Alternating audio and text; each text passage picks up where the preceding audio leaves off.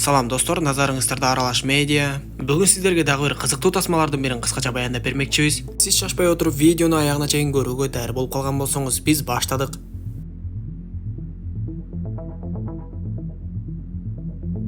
Тасманын башында эле Новак телешоусунун алып баруучусу түз эфирге чыгып алып эле бакылдап сүйлөп жатканын көрөбүз. Ал баардык Американын көрүүчүлөрүнө Omnicorp корпорациясынын роботторун сунуштап, биздин өзүбүздүн ушул компаниябыз канча деген робот дрондорду чыгарды. Алар азыр жер шарынын баардык өлкөлөрүндө колдонулуп жатат. Робот деген робот экен, кандай гана кырдаал болбосун коопсуздукту жакшы карап берет экен деп айтып, бирок эмне үчүн Американын эли мындай нерсеге каршы болуп жатат? Эмне үчүн биздин эл ушул күнгө чейин роботтордон коркуп келет деп айтып жаткан. Ошол эле учурда ал Тегерандагы өзүнүн кесиптеши менен түз эфирде байланышка чыгып, Тегерандын көчөлөрүндөгү роботтор элдин коопсуздугун кантип көзөмөлдөп жатышкандыгын көрсөтүп бере башташат. Дал ошол учурда кандайдыр бир террористтер кол салууну баштап жиберишип, бирок коопсуздук роботтору кылмышкерлерди ошол жерден эле тындым кылат. Мындай көрүнүштү көргөн Новактын алып баруучусу элине дагы бир жолу кайрылып, биз дагы америкалыктар роботторду колдонуп, элдин коопсуздугун карап кылмыштуулукту азайтышыбыз керек деп баса белгилейт. Ал эми кийинки көрүнүштө биз детектив Алекс Мерфи менен таанышабыз.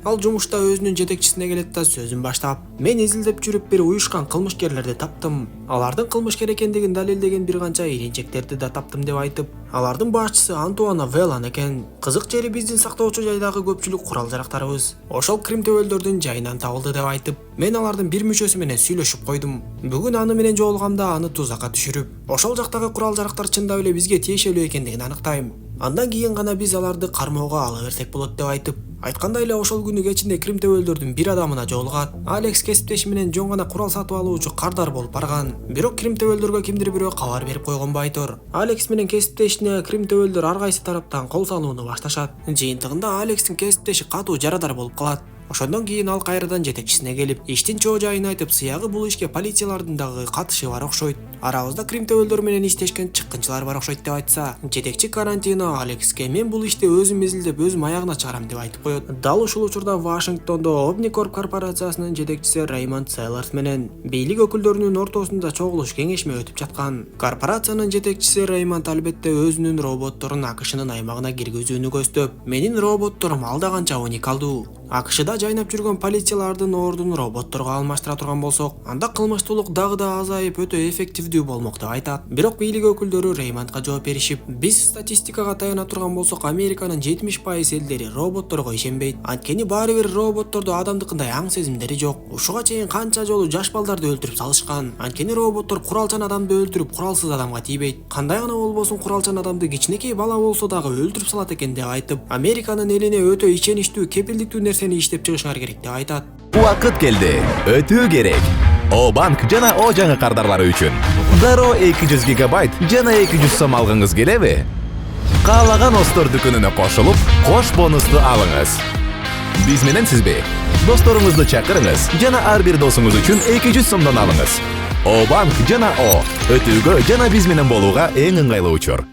Ушул кеңешмеден кийин корпорациянын жетекчиси Реймонд ойлонуп калат да, жаңы проект баштоону чечип, демек биз робот менен адамды бириктиришибиз керек. Адамга окшош аң сезимдүү, бирок роботтой жөндөмдүү жана күчтүү болушу керек деп айтып, ошондо гана Американын эли мындай робот полицияларга ишенип, биз Американын базарын толугу менен басып алабыз деп баштайт. Ошентип ал дароо эле Донатан Нортон деген адам менен келишим түзүп, ал адам буга чейин эле адамдардын колдорун, буттарын робот протез кылып, жана башка ар кандай илимий техникалык жетишкендиктерге жетишип жүргөндүктөн, биз эми Американын робот полициясын жазайлы деп эле ишти баштап калышат. Алар а дегенде мурун полиция болуп иштеп, бирок азыркы учурда майып болуп, колу жок, буту жок болуп калган адамдарды издеп башташат. Дал ушул учурда баягы кримтөбөлдөрдүн башчысы Антуан өз адамдарына, детектив Алекс Мерфи деген адам биздин сары изибизге түшүптүр. Эртерээк аны жок кылып койбосок, бизге каршы көптөгөн маалыматтарды таап чыгышы мүмкүн. Ошондуктан бүгүнтөн калбай ишти бүтүргүлө деп буйрук берет. Бул кезде Алекс болсо ооруканада жаткан кесиптешин көрүүгө келип, оорукананын ичинде жүргөндө Антуандын адамдары анын артынан аңдып келген болуп, бир заматтын ортосунда эле анын унаасынын алдына бомбаны чаптап кетет. Алекс болсо эч нерседен камсанабай эле кечинде унаасы менен үйүнө келип, аялы жана баласы менен көрүшүп, тамактанышып, эми гана уктайлы деп жатышканда,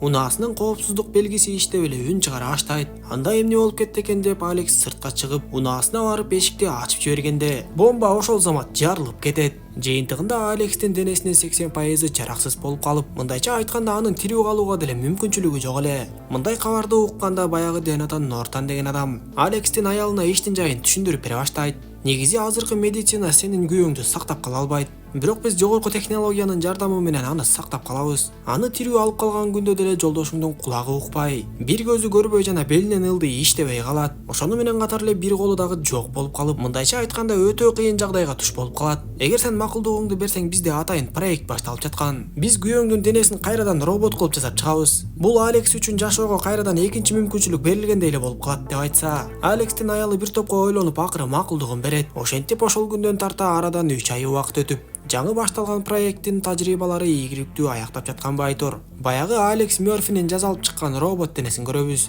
Алар Алексти тандап алышканынын себеби Алекстин баш мээси аман калып жана аң сезиминде эч кандай психикалык бузулуулар болбогон себептен болчу. Көзүн ачкан Алекс эмне болуп кеткенин түшүнбөй, денесинин өтө өзгөрүп кеткендигин көрүп, Нортан аны бошоткондо Алекс ачууланып, азыркы реалдуу жашоону кабыл ала албай сыртка чуркап жөнөйт. Эч ким аны токтото албай ал талаа кезип эле чуркап жөнөгөндө, Нортан Алекстин робот денесин өчүрүүгө буйрук берет. Алекс ошол жерден эле жыгылып түшүп, көзүн ачса аны кайрадан эле лабораторияга алып келип бекитип коюшуптур. Эми бир аз өзүнө келип калган Алекс Нортандан иштин жайын угуп, жарылуудан кийинки менин денемди көрсөткүлөчү деп суранат. Ошондо Алекс күзгүдөн карап өзүнүн бир алаканы, өпкөсү, омурткасы жана башы эле калганын көрүп, мындан көрө менин өлгөнүм артык, мени өлтүрүп салгыла. Аялыма жана балама биздин тажрыйба оңунан чыкпай калгыла деп айтып койгула деп баштайт. Бирок Дернатан Нортан Алексти көндүрүп, сен аялың менен балаңды ойлошуң керек, алар сени аябай жакшы көрөт. Ошондуктан алар сенин кайтып келишиң үчүн ушундай тажрыйбага макул болушту деп айтып, дагы башка нерселерди айтып отуруп акыры Алексти көндүрдү окшойт. Ошентип кийинки күндөн баштап Алекс ар кандай тесттерден жана тажрыйбалардан өтө баштап,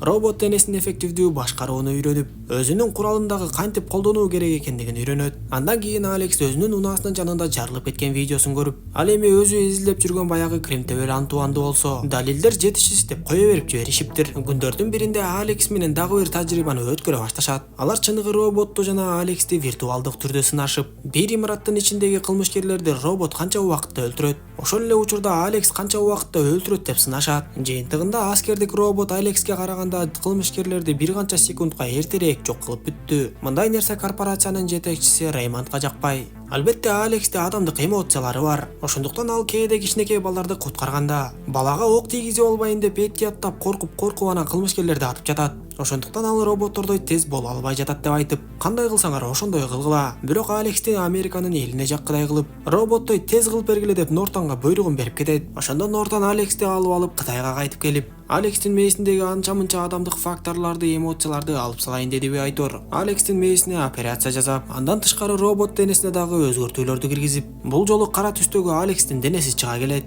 Ошентип бир канча убакыт өткөндөн кийин Реймонд жеке өзү Кытайга келип, Алекстин канчалык деңгээлде эффективдүү болуп калгандыгын текшерүү үчүн тестти башташат. Атайын жүргүзүлүп жаткан тестте Алекс роботтой эле тездик менен кыймылдап, адамдык эмоциялары дагы жок болуп калгандыктан чечимдерди тез чыгарып, туш тарабынан чыккан кылмышкерлерди ай буйга жеткирбей эле жок кылып жатты. Бул жолку Алекс корпорациянын жетекчисине жагып, акыры Алекске үй бүлөсү менен жолугууга дагы мүмкүнчүлүк беришет. Бирок анын робот денеси ар дайым лабораторияда болуп, ар дайым тийиштүү процесстерден өтүүсү керек болуп тургандыктан, үй бүлөсү менен көпкө тура албай кайра эле лабораторияга кетет. Ошентип эртеси күнү Детройттун көптөгөн жашоочулары Америкага сунушталып жаткан денеси робот, бирок аң сезими адамдыкы болгон робот полиция Алексти көрүүгө чогулушат. Бул учурда болсо Нортан Алекстин аң сезимине Американын аймагында болгон баардык кылмышкерлердин өздүктөрүн киргизип жаткан. Алекстин мээси компьютерде эле иштегендиктен, эгер айлана тегерегинде кылмышкерлер өтүп бараткан болсо, алардын бирөөсүн дагы байкабай кое алмак эмес. Бул киборгдун системасы кайсыл кылмышкер кайсыл жерде жүргөндүгүн аныктап, шаардагы баардык видео камераларды өз көзү менен карап тургандай эле көрө алмак.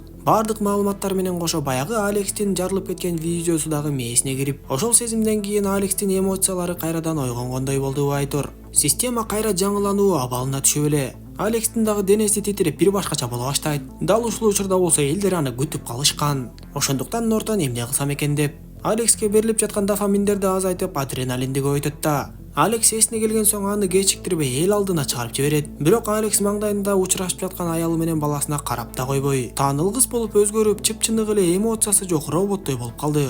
Ал эл алдына чыкканда корпорация ал жөнүндө көптөгөн маалыматтарды бере баштайт. Алекс болсо айлана тегерегиндеги адамдардын баардыгын сканерден өткөрүп жатып, 6 жылдан бери издөөдө жүрүп кармалбай келген адамды көрүп калат да, дароо эле секирип барып турган жеринде кармап калат. Бул робот полиция эл алдына чыгаары менен эле 1 мүнөткө жетпей кылмышкерди кармады деп эл арасында чоң жаңылык болуп, Алекстин атактуулугу бир күн ичинде эле өтө катуу кетет. Ошондон кийин Нортон корпорациянын жетекчиси Реймондко Алексте система менен өзүнүн аң сезими менен кагылышуусу болуп жатат. Биз жөнгө сала албаган кээ бир ушундай мүчүлүштүктөр болуп жатат десе, Реймонд мындай нерсени эч кимге билдирбөөнү чечип, мындай мүчүлүштүктөрдүн айынан элге жакпай калбайлы деп бардык интервьюларга чыгуудан баш тартып, анан да Алексти өз үй бүлөсү менен жолуктурбагыла деп буйрат. Бир аз убакыт өтпөй эле Алекс полиция мекемесине келип, бир канча кылмыштуу иштердин бетин ачып, бир канча кылмышкерлерди кармап койгондугу жөнүндө айтып, бир канча маалыматтарды берип кетет. Ал ушунча кыска убакыттын ичинде ушунча көп кылмышкерлерди кармап салды. Себеби анын мээси компьютерге туташылгандыктан, кылмышкерлер ага кашкайып эле көрүнүп калып жатты.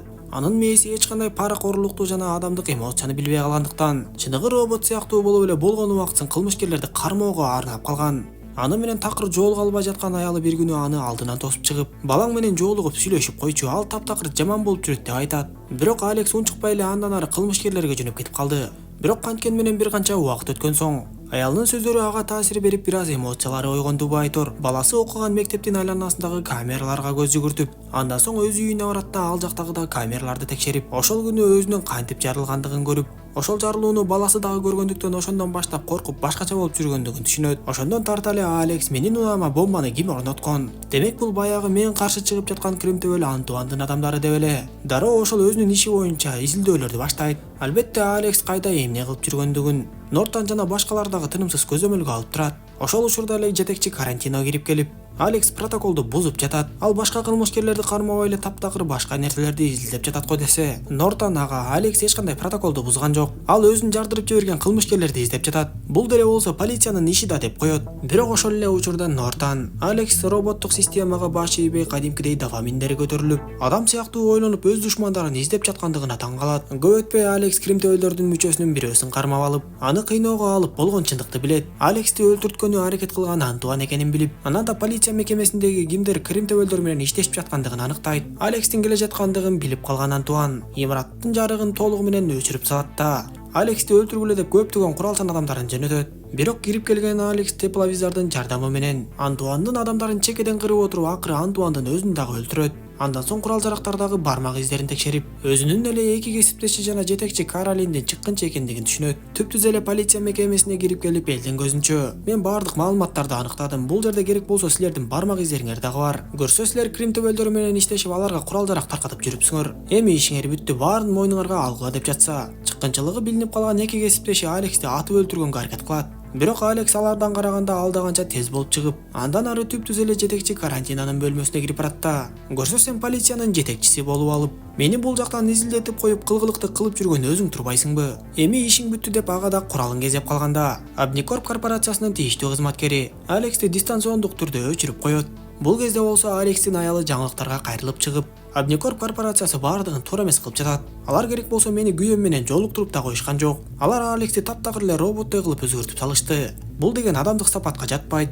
Алар Алекс менен чектен чыккан тажрыйбаларды жүргүзүштү деп айтып даттанып, мындай жаңылыктар эл арасында дуулдай баштаганда, корпорация жетекчиси Реймонд дагы кооптоно баштайт. Бул Алекс деген робот полиция чындап эле өтө күчтүү жаза алып чыкты. Биз аны роботко окшотуп салсак дагы ал баары бир болбой эле душмандарын таап жок кылды. Демек анын аң сезими баары бир адамдыкы, ошондуктан системага баш ийбейт. Чынын айтканда биз дагы аны менен чектен чыккан тажрыйбаларды жүргүздүк. Мындай жүрүш менен улана берсе, ал акыры биздин да кылмышты аныктап чыгат. Мыйзам боюнча биз анын аң сезимине эч кандай өзгөртүү киргизбешибиз керек эле деп. Ошондуктан Алекс бүт баардыгын билдире электе, биз аны ушул бойдон өлтүрүп эле коелу. Эл алдында тажрыйба оңунан чыкпай калды деп коебуз. Ушу менен ишти жапкыла деп буйрук берет. Бирок мындай нерсени угуп ага каршы чыккан Нортон Алексти өлтүртпөйм деп тийиштүү аракеттерди көрүп, эптеп Алекске жетип барат да аны денесинде орнотулган дистанциондук башкарууну алып, алар сени өлтүрүп өздөрүнүн артын жаап кеткени жатат. Мен азыр сенин денеңдеги дистанциондук башкарууну алып койдум. Демек алар сени өчүрүп же өлтүрүп кое албайт. Эми сен эркинсиң. АКШнын алгачкы робот полициясы болгон соң өз ишиңди так аткар деп айтат. Алекс болсо мотоциклине отуруп алып учуп жөнөп, мыйзам бузган корпорациянын жетекчисинин имаратына жетип барат. Ал жакты кайтарып турган Реймонддун роботтору бар болчу. Алар менен кармашуу учурунда Алекстин колун чоң робот басып калып, андан чыгуу үчүн Алекс бир колун аткылап кесип салат. Акыры имараттын башына чыгып, тик учак менен качып кетейин деп жаткан Реймондду кармап, Жанындагы адамдарына болсо силер жерге жаткыла, каршылык көрсөтпөсөңөр тийбейм деп айтат. Бирок өзү Реймондко сен мыйзамды аша чыгып кеткендигиң үчүн кармалдың деп тапанчасын кезейин десе эле, тапанчасын такыр көтөрө албай Реймондду көзөй бура албай коет. Көрсө Реймонддун колунда кызыл баскыч бар болуп, алар атайын кызыл баскычты жасап коюшкандыктан система кызыл баскычты көзөй эч бир зыян келтире албайт экен. Бирок Алекстин аң сезими системадан дагы күчтүүрөөк экендигин дагы бир жолу көрсөтүп, тырышып жатып тапанчасын көтөрүп, ошол жерден экөө тең бири-бирин атып жиберет. Ошентип баары бүтүп, Нортан Алекстин денесин кайрадан оңоп чыгып, андан соң үй бүлөсү менен көрүштүрөт. Алекс эми гана аң сезимдүү чыныгы атадай болуп өз үй бүлөсү менен көрүштү. Эми АКШнын алгачкы робот полициясы болгон Алекс алдыда дагы толгон токой кылмыштардын бетин ачууга, элге чыныгы кызмат кылуунун доору башталды окшойт. Тасма дал ушундайча соңуна чыгат достор. Видео жаккан болсо мага жакты белгисин басып, дос тааныштарыңыз менен бөлүшүп койгонду унутпаңыз. Кийинки видеолордон көрүшкөнчө аман болуңуздар.